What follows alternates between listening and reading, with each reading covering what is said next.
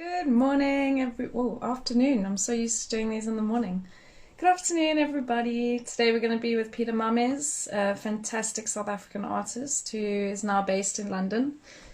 And here he is now. Just waiting for him to join us. Da-na-na. Here he is.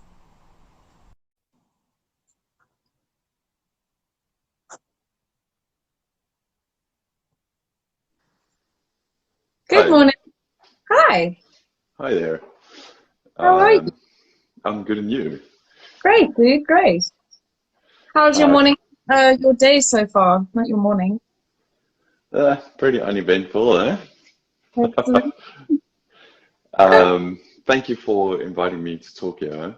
Well, thank you so much for coming on, dude. I'm really excited. I've had a morning full of your art and I have some things. I have some questions, man. I'm like, how do you do this? It freaks me. I keep going over it and I'm like, how does this come out of your brain? So yeah, if we can start with a basic introduction from yourself and then we'll sort of kick it off. My name's Peter Mammes, and I'm a South African-born artist, and I'm currently based in Whitechapel in London. So my studio is literally next to the station, the Whitechapel station. Oh, cool. Anything else that we need to know about you yet? So we can just dive in. Yeah, yeah. Well, I mean, I make drawings. That's my main thing. Don't worry, we'll get more out of him, guys. Don't worry. Okay, so basically, I assume, and I probably am right, that you do your art full time, right? Yeah, I do. Cool. So, what was that moment that you decided that you were going to just be an artist? Did you do other work beforehand, or? Um, well, I was so I went to the art school, high school, okay, and so I didn't actually what's the word like I didn't get real qualifications. So I kind of didn't have another choice. Even if I wanted to, there's nothing really else I can do. So yeah, that's I've kind of maybe on purpose back then, but it's I've made myself. I've sort of made that there's no other option. So I've never actually done anything else. So Oh, in the beginning, about I would say 6 years ago or so. No, no, sorry, before 6 years ago, I was doing sort of other things on the side. Like sign writing, and I don't know. I worked at the theater, and I was doing, but that was always sort of on the side while I was doing mainly my art. The main thing, one of the main things that I did was I was an assistant to like a set designer, yeah. and so they would call, it was in Pretoria, and they would call me in. I was, the thing that I made for him the most was nooses. So, yeah, so he would call me in to make a noose for him every now and again. Hmm. I think I made over like 27, which is weird. All the productions had fucking, nooses, like what you hang yourself with. I'd be like, you have said nooses, right? And then I remember the guillotine, and I'm like, this doesn't seem so far-fetched. So, Yeah, yeah. So, yeah, that was kind of what I did. And then I worked with a guy who made furniture, but it was like weird kind of sculpture-esque kind of furniture for a little bit. yeah. And then, but I've always mainly been doing art. So, and then at some point it went over to just purely making sales from art. So yeah, it Okay, so was. that's quite amazing because a lot of people, the initial dream is just to do their art full time. So that's quite phenomenal that you sort of only ever done that. That's very, very cool. And now, if I can just go in a little bit, because your geometric patterns, they're so beautiful. And I don't understand sort of how you get so much into a composition and each thing has its own space. And I find that to be quite incredible. Like, how do you figure out the composition before? Like, what's your process when you're sort of developing a drawing, but with all of those different elements? Like, how do you do it? Well, let me first start and talk about where I got Okay. the patterns and where I get my images to, because then that I think I need to start there first. So I everywhere I go, I mean, it's something I do all the time now, but it started with, when I started traveling. Everywhere I go, on buildings, mostly temples and building facades and everything, there are stone carvings, ancient, something really ancient. And so I started getting really interested in these patterns. So then I started I started drawing those patterns. And pattern is a weird thing. Like it's got it sort of encapsulates an entire society, and also it's also the history of it. So if depending on who conquered who, they influence their patterns, and so there's all these. It sort of encapsulates an entire culture. So that's part of the reason why I use the pattern, obviously for the visual thing too. But every single pattern that I draw has some sort of. I'm so sorry. I don't know who.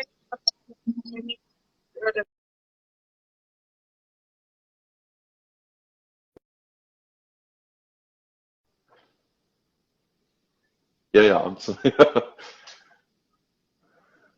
No, it's okay. So yeah, We're at pattern. yeah. So every single pattern has a sort of significance for me.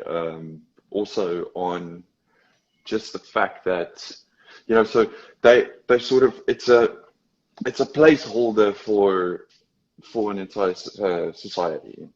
Yeah. And so if I don't just draw just random patterns, they have a big significance for me.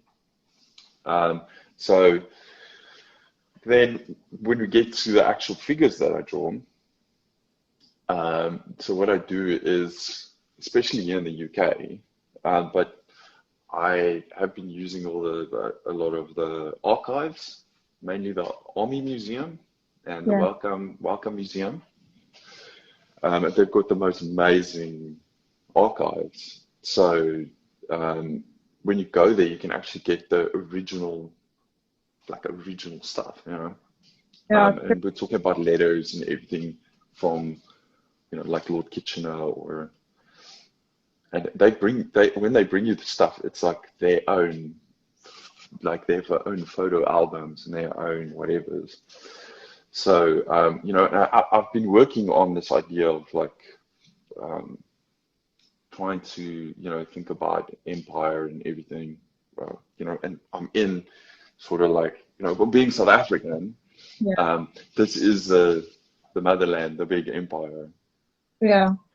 So, so yeah, when I put these things together, it's kind of like, what's the word? So, okay, wait, before I go there. So if you look at ancient Egyptian, imagery, they mix actual literal meanings with art. So if you read hieroglyphs, and if you look at the way that they do hieroglyphs, it's a complete mixture between art and actual meaning.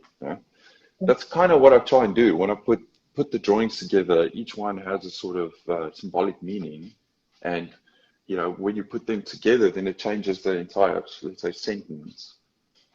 Yeah, because what was so amazing is I've just been an instant fan sort of since I met you at the gallery a few months ago.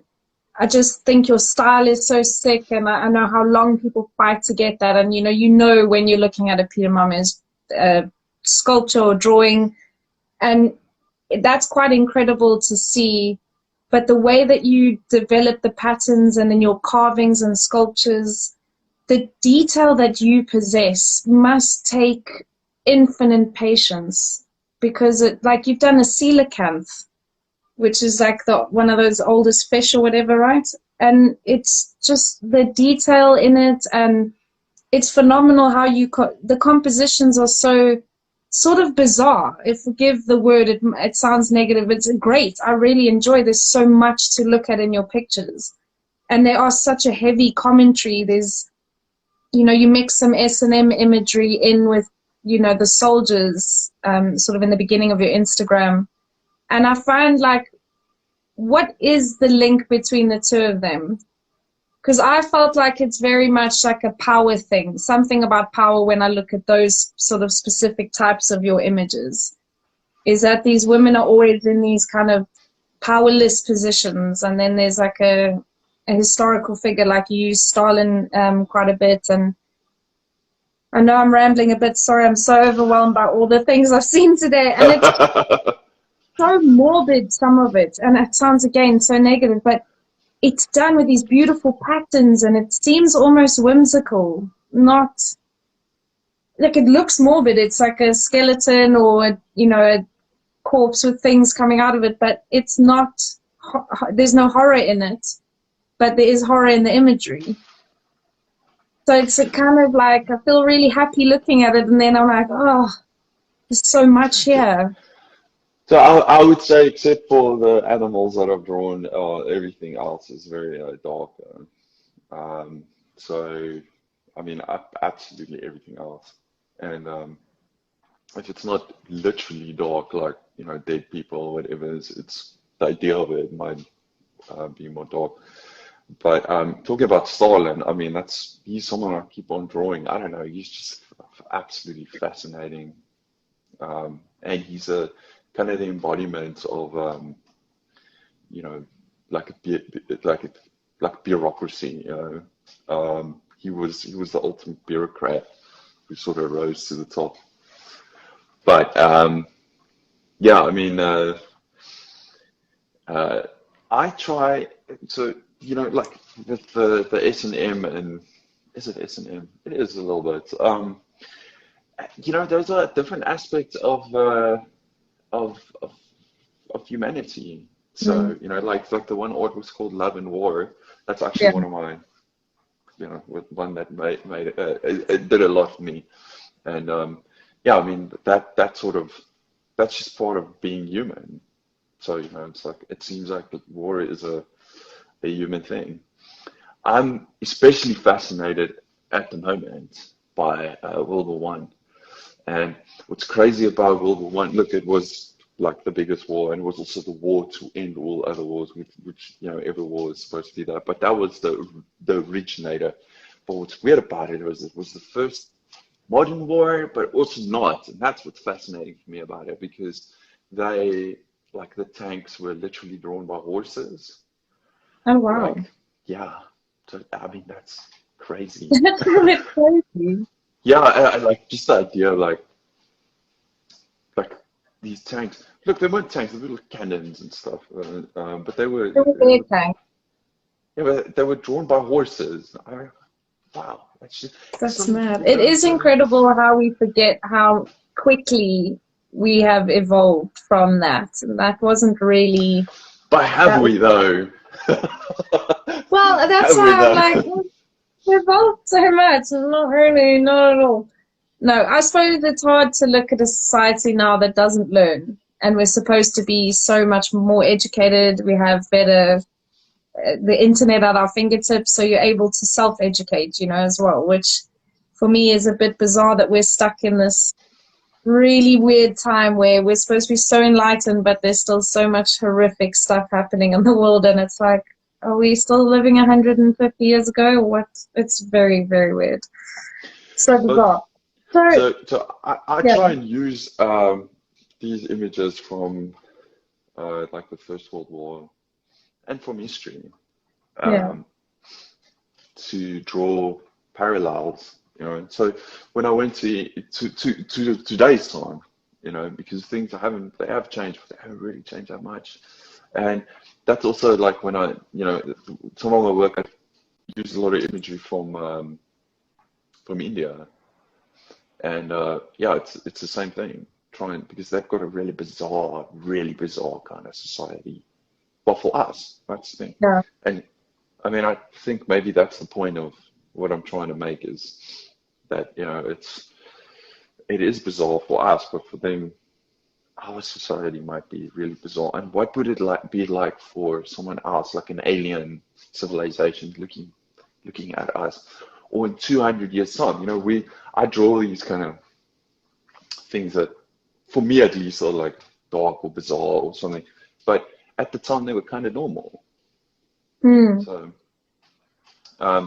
you know, and it's also this idea of the, especially with the war stuff, is this idea of the ideal man, you know, which at that time was this kind of, you know, it was like one of the generals, or, you know, it was these guys with all these sort of military uniforms. And then growing up, South Africa was a little bit of a, when I was small at least, I didn't go to the army, but everyone else did. Like people a bit older, and, you know, we grew up with all these sort of myths being sort of shoved down our throats about the being a man, you know, the military. And so, do you not find, as a South African man, that it is so much more intense to be a real man? Like that, I find is, and I still see a lot of South African men I know that are still very trapped in that, because we're very, very, very traditional still in our sense of gender roles, and, you know, we haven't really, the girl's still in the kitchen, you know, type of crap. But as a South African male, how do you feel being in London, where sort of masculinity, toxic masculinity, there's, you know, there's not really time and place for it here. It's all very metrosexual, everyone's very open. How does that feel for you as a South African male? Do you feel it liberating, or does it constrain you? Well, let me rather put it this way, okay? And I think this might sort of fit in. I've been very disillusioned with all of this, and the alternatives that have been presented. Also, I've been disillusioned with that too. Coming to the UK was supposed to, you know, it's supposed to be the first world country and everything, which it is in certain regards, but I'm also very disillusioned. I think that is sort of what my art has always been about, and maybe it was like ahead of actually me being able to say it, but I realize now it's about my disillusionment with all the lies that I've been told. Well, that all of us have been told. We've been spoon-fed all these lies about all kinds of things. And when you look at some of the obvious things, you know, when you talk about empire and all of that, you know, but that also comes back to like masculinity and all of that. But when you see the obvious ones, and someone points it out, it's easy to draw conclusions to what's happening today. I mean, I wonder, you know, the thing about what I'm trying to do is just try and maybe start a conversation about all this stuff, because there's different sides to all of this as well. You know, it's not just the bad side of the empire. It's not just the bad side of the myths and the authority and everything. But, you know, how this fits into how we're like right at the moment, you know, with the lockdown, was I had suspicions. I've always been suspicious that these authority figures and all these people were full of shit. You know, they were just regular people like you and I. But, you know, you hear all these things about the London School of Virology, and that's supposed to give it, wow, you just heard, wow, that's just, you know, World Health Organization is just like, wow, that's just, they have all the answers and everything. And like, they totally, all these people dropped the ball completely. And it's been, you know, a complete eye-opener for me, you know, and I've been very disillusioned. Maybe it's very negative, but I don't think we should believe anyone. We're just all a bunch of like no one really knows anything. You know, all these authorities, just because it's in London, It might as well be in, name any other country, really. I've got no respect for that sort of nonsense Yeah, anymore. These authority figures, especially during this, it's been this so, crisis. yeah, it's actually been so embarrassing. Like you say, you come to London, it's this first world country, and then other countries are shutting down before you and taking it a lot more seriously than your politicians and governments seem to be taking it. And you're like, this is, I just would like somewhere to go to actually just find it out. No bias, no, I support this party or this dude's my friend. I just want somewhere to go where it's unbiased and just tells you what's happening in the world. But I really feel like whenever there's some sort of crisis, like when the Grenfell Tower burnt down, they had to ask people to stop bringing food and clothing. And it's small things like that that happen. It wasn't a small thing, sorry, but in the scale of, disasters. And every single human being came together and donated and, they gave too much. So that's where I'm like, if human beings just want to help when there's a disaster, and generally we do, what is stopping all the help getting to those people? Like what is the thing that's really stopping us? Because it can only be bureaucracy and ego and shit like that, which makes me really sad because human beings' lives, like in South Africa, it's 5 or 6 weeks, some people don't have food. It's not like in England here where it's actually super easy to get by. It really is. There's so much help available, and it's a real, people are starving in 2020. It still blows my mind. Like you say, so disillusioned by the adults that are running it. I'm like, can't you people get this right? Well, Very just, you talk about like going to some place where we just get the real facts and stuff, and I think that's part of the disillusionment that there is no place like that. yeah. Um, yeah, and anyone who tries to force this kind of authority onto you has got some sort of ulterior motive. It does really seem, that the doctors and the people who study virology and everything don't actually know anything. That's what it seems like. All of everything they put out there the entire time has been, has sort of just been kind of the same as anyone else. There's now this whole thing comes up about fake news and everything. Um, and I guess like what really is fake news? Just because like the government doesn't approve of it. I don't know, because it's all been lies. It's told us not to wear masks, then wear masks. Got, Sadiq Khan was telling everyone go on the trains, nothing's a problem, everything's fine. Then the next moment they tell us not to, it's just it's absurd. But so I made an artwork. I wish I could show it now. Um, that's Which one kind of is it? what Have you posted it yet? I have. Yes, it's called healthcare, and it Healthcare, yes, is I have it here. Yes, three it's one of, guys. I'll show you guys now. Flip the screen around. Yeah. So that's kind of my that's how I sort of deal with this situation at the moment is that's the that's my idea of the government trying to sort things out. Uh, Yeah, I think they, your is really powerful, especially like the last 3 or 4 posts that you've done. Like I feel quite deeply connected to them because I don't know, it seems like really honest imagery on a war front when we actually are, but we're not. we are we are. It's quite really, really powerful. So It so I makes me feel yeah. sad. Sorry. Not in a horrible way, it really makes me sad. Like your commentary is so on point. It's hard to ignore the things I'm feeling when I look at your work. So thanks. So Makes me a here's compliment. so here's the thing. All right, in South Africa, because it's kind of like a dark place.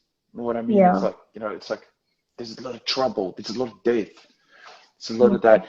And so I find my work resonates a lot with South Africans because of that. And in the UK, maybe not so much up to now though, because people just want pretty stuff on their walls. They don't Yeah, want to think about whatever's. And I'm feeling at this moment that that's maybe changing. yeah. I think So, it's also important, like how arts becomes so important for everyone. We're all like, got to get my art stuff out of the loft and, make an effort and address that. So I'm really hoping that the art I've been seeing coming out of this lockdown it's incredible. The things artists are producing right now speak volumes to how we're all feeling. You know what I mean? You guys are able to put it into imagery, and what a better thing to do to mark in an honest way the history of the world, where it can't be written by a victor. Someone can't beat you and then draw your stuff. So I find that art can always be, sometimes it is very abstract and, the artist needs to talk you through it, but sometimes like your imagery doesn't really need much behind it when you know what's happening in the current situation. So it's really, really important, I think, what you guys are doing and producing at home. It's fantastic. Thank you so much.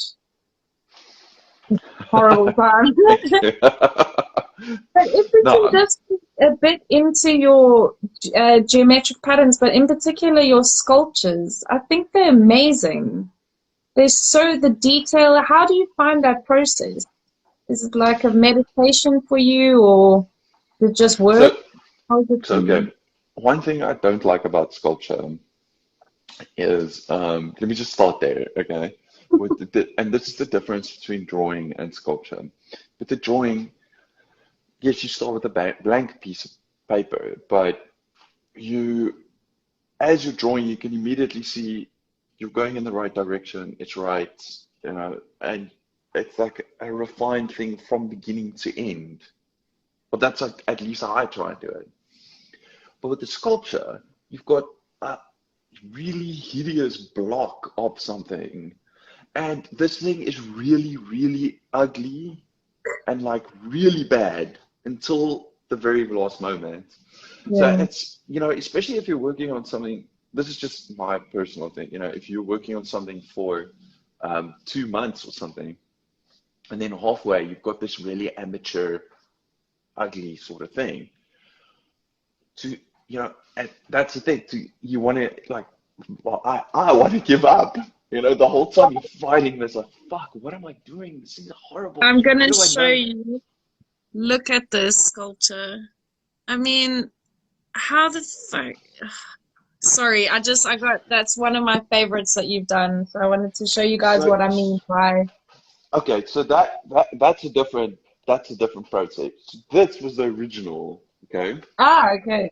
Well, I mean All more right. the geometric kind of cut out. Yeah, Amazing. so this thing was the original, which I carved by hand out of wood. Yeah. And then I made a mold of that, and I made one of those tiles. And so then I made all those pieces together, but then I made a mold of the entire thing and then cast that. Okay. That's Yeah, so but amazing. that's the thing, and I'm back in that now. Actually, that's the next thing I'm working on, That's so um, cool. is making molds and casting. Just it is such a what's the word? Like cathartic kind of, it's just such a like calming thing because it's very precise too. You measure this and you measure that, you mix it, you pour it in, and then while you're busy with that, you can do something else. With drawing, I can't draw on one thing or like five things at once, But when you're doing that, you're working on like 20 processes actually. You're like working on different things, like working a little bit on that because that one needs to sort of set or whatever. And then also, so I've been working with casting resin with like steel, but iron powder, and so it's called cold casting, Okay. bronze and stuff. And what's cool about that is it actually comes out as bronze. So, Wow. and you can put a patina on it, and it actually, it even feels like bronze. It feels like whatever it is, like aluminum, as I say in America. Aluminum. America. Aluminum. Of course, so So, if we go a little bit towards sort of your proudest moment of your career so far, because it's a long, long one to go. I can feel it. It's so good. Tell us, what's been the proudest so far, or the highlights, if that's a better word? I know this is going to sound really crazy, because nothing really happened at all. But I was in Johannesburg. It was going through a really dark period, Yeah. like just things were bad, and I made the first color painting. And I had this big board. I could never Sorry, do it yet. I lost you, but you made the first color board, did you say? Well, I had this massive board, just a piece of wood, Okay. and it was like that thick. And yeah, and that board was like just, it was just standing there. And so I could never do it here because I can't even get it in the door here, but I could do it in Johannesburg. And I just started painting, and there was no kind of end in sight. It was just, I'm going to do this thing and yeah, and that like opened a whole new universe for me. So yeah, and it was amazing. Just sort of, working on drawings always like this, and then working on that thing, which was this massive thing, and just could throw paint and it runs down and all that, and there's more spontaneity in it. So that Yeah. was like one of the biggest things. I know no one even. That's awesome. That's a beautiful answer. Those And little that tiny moments. and that also saved me out of the like dark time. Yeah, because all of your stuff is very polished and, it's all very thought out. There's not a lot of, like you say, that letting go aspect. So that's very, very cool that that's one of your moments that progressed your actual style a bit further. That's very cool. Was that, and then if we go from the sunshine of your life into the darkness, what was a time where sort of you weren't so certain about your artistic career? Well, I mean, that's like all the time. It's all the time. It's always like, I always want to hark back to the good old days, I don't know. That's maybe just something you always look back on, like, I don't know. I don't know if that's with everyone like this. But, especially if you have a period where, that you make something new and there's really good response to it. I know that shouldn't matter, but it does matter. You don't make art in a vacuum. You've got a community around you. It gets a really good response. And then, like, a year later or something, you make another series of artworks, and you always think, oh, well, mate, it's never as good as it was. It's always been, I mean, I feel that the progression of the art's always upwards. That's So, good. but it's always, when you look back, it's like, oh my God, how do I reach that point again? How do I reach Yeah. that point? Kind of like writing a hit, I think, if you're a musician. But I must say, like, one thing that was really scary for me, one of the scariest things was I did an exhibition at the Joburg Art Gallery in Okay. 2011 or 2010, somewhere around 2009. Somewhere around there, maybe 2012, I don't know, somewhere around there, in the project room. And I remember they don't have a back door to take the artworks in, so I had to take it in. Well, they do have a back door, but I didn't take it through. I had to take it through the main entrance, which Yeah. was really scary, walking in with your little crappy little artworks into the Joburg Art Gallery.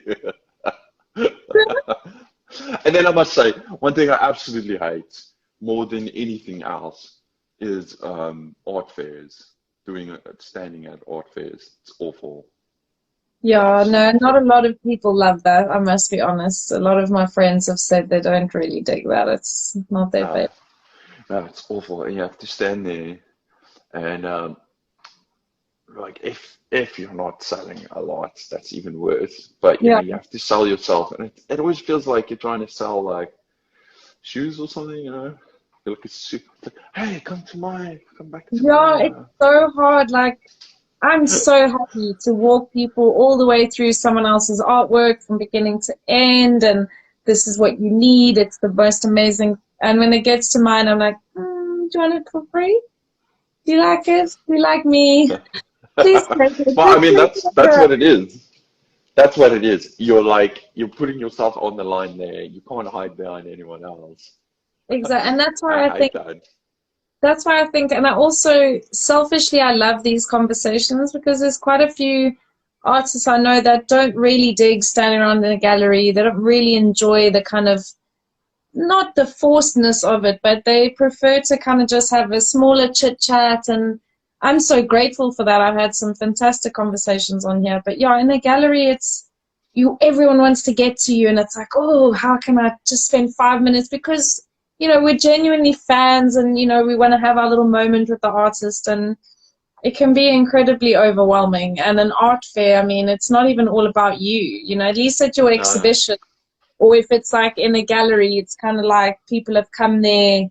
Art fairs, people still, I don't think, take as seriously as galleries. So it makes you feel a bit like a dancing monkey, like, dun, dun, dun, dun, dun, by my stuff. yeah, So yeah, totally. it can be quite overwhelming to sort of gas yourself up. It's not ideal, man. No, But no. I was going to ask you the pandemic question, but I think we've covered that quite sufficiently in the beginning. But now I'm really interested in your traveling time because I wasn't aware that you've actually like had an 8-year-old life in like a really short time. Like you've lived in Cairo. How was that? If we could, I don't know, where did you start? I know there's been a few different countries, but I don't know wherever you started, tell us. That's awesome. And how did each place Well, affect you? look, so basically it was like residencies, but it's the idea of a residency, but just I didn't do it through an organization, so I just went on my own. Oh, Just cool. yeah, and so the first one was in India, and Amazing. I stayed there for 6 months, and I made a series of drawings. That's kind of when when people started taking me really seriously. I don't know why, just at that moment, but that's when people started taking me serious. Um, That's and yeah, and so I was making work there. It was amazing in Varanasi, which is like that's where they cremate, that's why I chose that place. They cremate people there. It's the most bizarre place on earth. Like you can walk every day. When I went for a little walk, I could find uh, bodies burning. That's what they do there. But Yeah, yeah, I, yeah. That's yeah, so, and I mean, there's no barrier between you and the body, so yeah. you can touch the bodies if you really wanted to. But in any case, so that was that one. Then I went to Russia. I worked in Moscow for 3 months. We have our own Russian, and she's absolutely crazy. I love a crazy Russian. They're the best. If there's a normal Russian, I'm not interested. I only love the crazy one. I'm Definitely. I'm learning to speak Russian at the moment, so that's a Wow. whole other story. She But in sounds so any, angry on the phone to her grandmother, and we all look at her and we're like, "Are you guys okay?" And she's like, "Yeah, I'm telling her I bought a dress." I was like, "You sound like you're gonna fall out with your grand forever." well, it's the same as speaking Afrikaans too. Yeah, Um, very but yeah, hard. so then in 2018, there's a really long story why, but I won't go into that. But I went to Cairo and I worked there for 5 months. Well, it was Cairo and Alexandria. And it was a bit hardcore. It was really, really hardcore. Like there was, it was. So I rented a little apartment. It was cool. It was cool, but it wasn't quite what I was ready for. And I was completely isolated. That was the biggest problem. Yeah. Being in this little apartment, having zero contact. Like I tried to go out every day, and I went to the museums and the sites and everything, but it wasn't. I wasn't around friends or family or anything. There was no Oh, that's one. I intense. was completely for 5 months. I was going a bit crazy, and also like it was just like Egypt's a police state, and you got to watch what you say and do in public. And I later realized I had a minder. There was actually someone watching me all the time, and even the Wow. doormen at the building, they wanna all the time you're not allowed to bring anyone. Like I was in, women are not allowed in your apartment of Yeah. any kind, which is like hello. Like in the beginning, it was like the doorman saying, "Who the fuck is a doorman?" But yeah, that's actually a thing. Um, yeah, so it was a bit crazy. And then Ramadan started, and then I was in Alexandria, and Alexandria is actually like a little village. It's a massive place, but it's actually like Really really, small. really conservative. And my Mm. favorite thing was every day going and getting like a little cup of coffee and stuff. And you couldn't even get that you couldn't get that during Ramadan. I was starving actually. Like I couldn't get food at all. We went to Morocco for my birthday, and we happened to be there at the same time as Ramadan. And my partner got really, really upset that they would open the restaurant for the locals first and then the tourists. And he got really mad, and we were walking down the street, and I was saying to him, you do understand, like, it's just a little bit of hunger that we have. These people haven't eaten all day. So it was a moment, and I was really proud of him. He walked back to the restaurant, and he actually said to the guy, I'm really sorry. Like, I understand what you're going through, but it's hectic. They're super hot. The long hours for the sunrise and sunset. It's epic undertaking that they do, Ramadan, man. And No, as a it Western, is, but the world is it's completely not a good it's not a good time to be there, and also like not not. as a tourist to No, not at live all. there. And so yeah, I mean, that place was just drove me insane. It's and I realized for whatever reason it's the government, but for Yeah. whatever reason we people create their own hell around them. That's the thing. And there's different flavors. Like in South Africa, we've got our own little hell going there. Here in the UK, there's also like a flavor of The hell or only, whatever. But mm, yeah, but what I did do a lot there was I went to all the sites and I learned a little bit to read hieroglyphics, and I started understanding like, the how the how like the symbolism works in there, mm, and it's absolutely fascinating. I mean, I could talk for hours about this stuff, and how also, so when you talk about narratives, mm, the ancient Egyptian narrative is very, there's a lot of conspiracy theories about this too, but it's definitely been constructed in a certain way, which mm. just isn't true. You know, there's all kinds of people. There's all kind of racial arguments around it. The Europeans claim the ancient Egyptians as European and not African.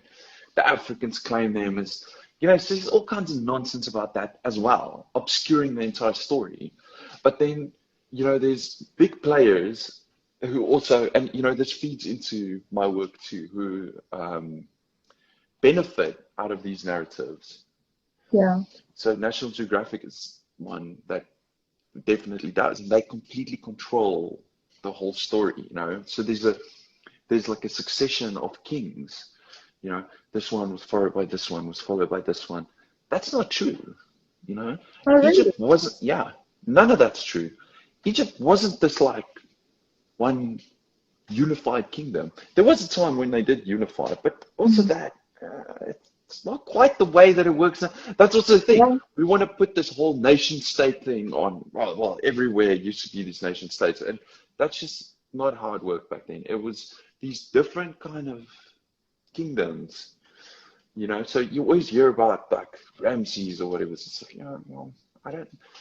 I'm not so sure that the story that they tell is kind of the story that really was there. So 100%. And then also, like when wars are won, the history books are written by the people who won those wars.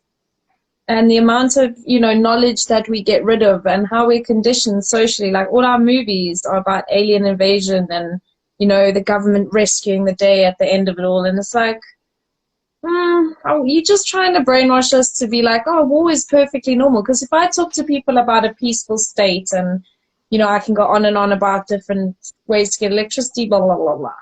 When I talk about that, I'm just some filthy hippie. And I'm like, but you're actually saying that sending our young men and women off to kill each other, that's totally normal. But a state where, we sort of all take care of one another and focus more on like education and, shit that makes the world go forward.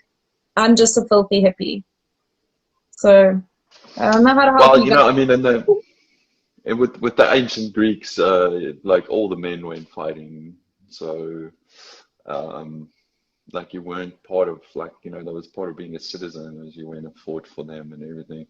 But there's something to be said about that, though. Like Mm. at least if they don't send other people, if you go and fight for your own like, thing, and you're fighting hand to hand, with like, so something to be said about that.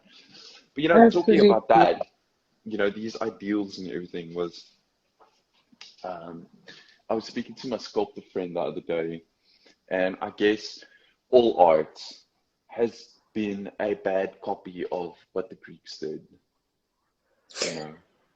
So, and it's true, like, especially when it comes to sculpture, they had all these amazing ideas and, they expressed it in so many different ways. And we've always just Yeah. been kind of copying them ever since.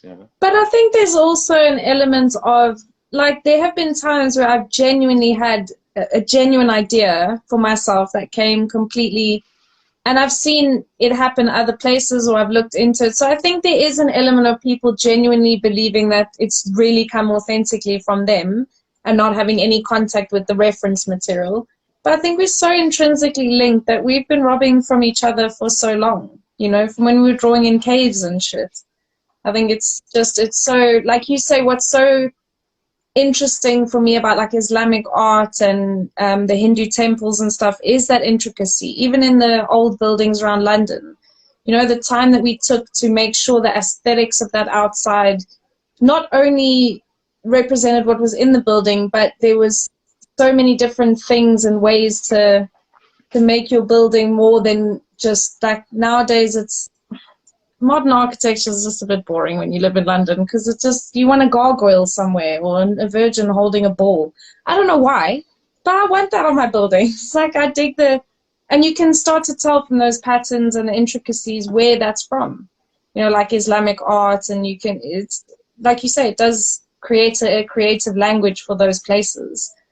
And I must say, it's part of your art that I'm fascinated by is how you just compose the packages, the patterns in one piece blows my mind. I'm like, this doesn't match, like it shouldn't match in my brain, but you've made it beautifully, like it flows so beautifully in your imagery, and I'm like, how does he do that? Well, I think it comes down to just all the patterns that I use, sort of, because I chose them also, they do work together. Yeah. But I mean, But I I think think like that's a very quite important interesting that thing. you've put so many months of your life, and obviously I can sense a very strong influence from the Egypt time with the mummification. I see you do a lot more of that since you've been there. What is the like sort of what is the interest in the mummification stuff for you, like that led you to be drawing so much of that? Oh, so okay, so like a lot of the drawings that I'm doing at the moment are like people are wrapped up, or it's look, I mean, everything first off is a visual thing. I mean, it's just visually that just interests me, and it's difficult to draw that and sort of pull it off, you know. Yeah. Um, so I mean that always that comes first. I want to be challenged when I actually make a drawing, and Mm. a lot of the stuff, the more intricate kind of stuff, like marching armies or that sort of thing, it's difficult to get that. But symbolically, like a mummy is a really old thing that's sort of been wrapped up, you know. And this is not necessarily what I'm directly saying, but it could be like a placeholder for um, the idea of like so we wanna we wanna heal things, you know. So that's why you have all these bandages, you wanna heal things. But then that also means that that thing there was something wrong with it in the first place.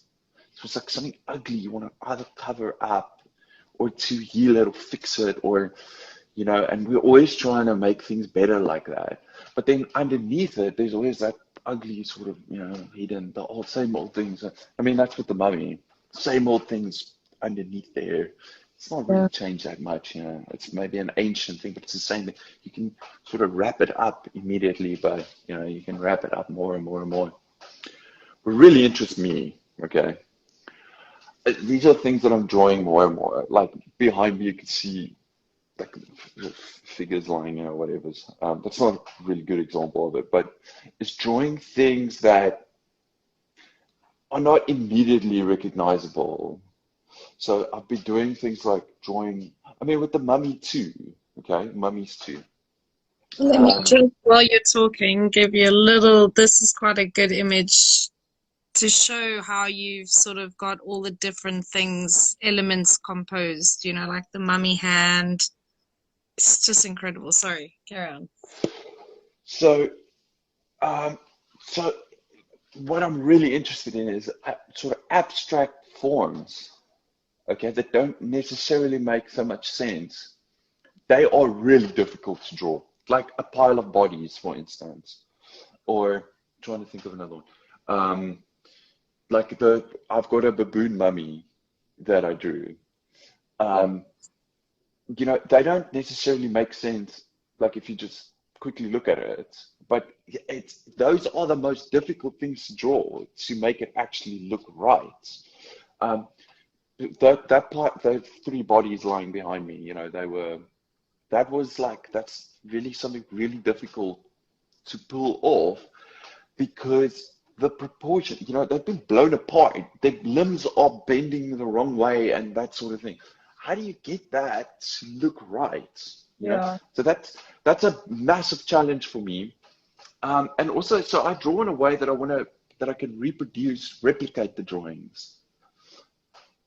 So the trick is to draw it, but in a way that's really simple too. So it's really Mm. intricate, but you want to be able to reproduce quickly, to redraw But that's it. what I find so fantastic about yours. Like, sorry, I'm going to show an image just so people understand what I mean by how stylized your style is, but how much detail you maintain without, you don't have like shading and stuff like that to rely on too heavily, you know, like you've shaded for a bit of depth, but you rely Well, there's more no on those, shading. There's yeah, no I mean, like shading. just the bigger lines showing, you know, the darker side, but that's what's so incredible is that you're able to put all of this and it's all intricate. You can see every detail and there's so much happening, but it's not overwhelming like that. You know what I mean? It's so interesting. You follow the artwork all the way through. And it amazes me how you're able to keep those different elements still together. The compositions work, they're really, really well done. But it's, you know, a skeleton of a bird, two monkey mummies and some patterns, and it really, really works beautifully together. So that bird is it's a pelican. I forget now which god it was from the. That's why it was out of. They got that out of a mummy. So the pelican actually came out of a mummy, and it's in the Egyptian museum. And Wow. so the two baboon mummies, well, the baboon mummies also in the museum. That was also one of the gods, the god of knowledge, Hmm. Thoth. Um, and so the patterns behind that, okay, so they are arabesque patterns, but I got them in Christian, um, the Coptic Christian area. So, you know, Coptic Christianity is also very like Arabesque kind of weird thing, you know. So it's also only I would know this, or if I told anyone. But you know, it's also playing on that idea of something supposed to be this way, but it's not. Hmm. You know, um, Yep. but yeah, like Awesome. another thing that I've been drawing a lot is like roadkill and um, I've you know, seen, so I've seen. trying to. I'm just trying to look if I could see that drawing. It's like an owl, just a dead owl, but the owl Hmm. you can't really, you know, it's an abstract kind of weird abstract shape. I love that. I absolutely love that. Yeah, and I know maybe visually it's not so good to look at it as an outsider, but it's just so challenging to draw that it kind of looks right. And I mean, that's Yeah. what it's all about, is finding that kind of drawing challenge, you know? Absolutely. Well, we have about 5 minutes left, so I have to absolutely ask you my last favorite thing. What's the dream for Peter Mammes? If there's no money, no bureaucracy, no government in your way, like what would be your dream project or space or what is it? So what I want to do is build a temple, an actual temple, and Wow. do all the entire design of the building and the facades and everything. And it's a temple to modernity.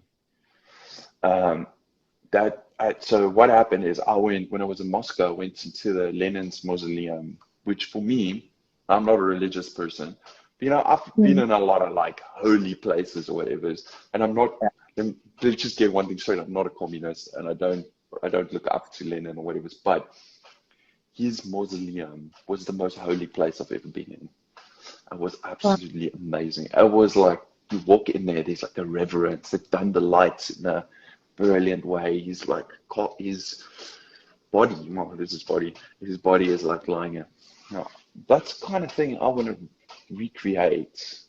And Wow. sort of all the relief work that I'm doing is going towards that. So That is all fantastic. so all those like the pattern tiles and everything, I want to absolutely cover space with that, and with these like freestanding sculptures within. And this would be a permanent building. Yeah. But let me just say, I am working on a. I've decided to take a different tact on making art. I can't exactly explain it, Okay. but I'm working on a massive project at the moment, and I'm hoping. Obviously, there's a bit of with the current situation, it's a bit, I can't. There's a little bit of a spanner in the works, but I can still make the work. Um, Yeah. yeah, there's going to be a big show.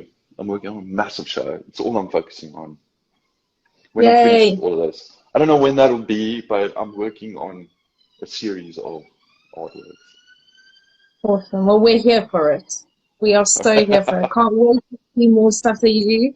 And just a huge thank you again. And obviously, I'd love to do another one of these with you in a couple months, talk more in depth maybe about some of your other things that you've done. But just had to touch on those few points today. And thank you so, so much. It's really been a great insight into what you're doing and a fantastic chat, dude. I've had a really great time. Thank you so much. Thank you. Thank you. No, no problem. But yeah, if there's any questions or anything, guys, let me know and I'll pass them on to Peter. All the stuff in our Instagram today is just works I've taken from the beginning to the end of his thread, so you can see. Yeah, I'm just super proud. You made some South African money as well, which is really, really cool. I showed my sister yesterday. She was like, "He made a 2 rand coin." So yeah, it's been really cool to have a little bit of South African pride around the house again today. So yeah, thanks so much. And it's been to talk to you today and to get to know you. So I wish you the best of luck with everything. It's so awesome. Thank you so much. Cool. Thank you. Have a great afternoon. You too. Goodbye. Ciao. Bye.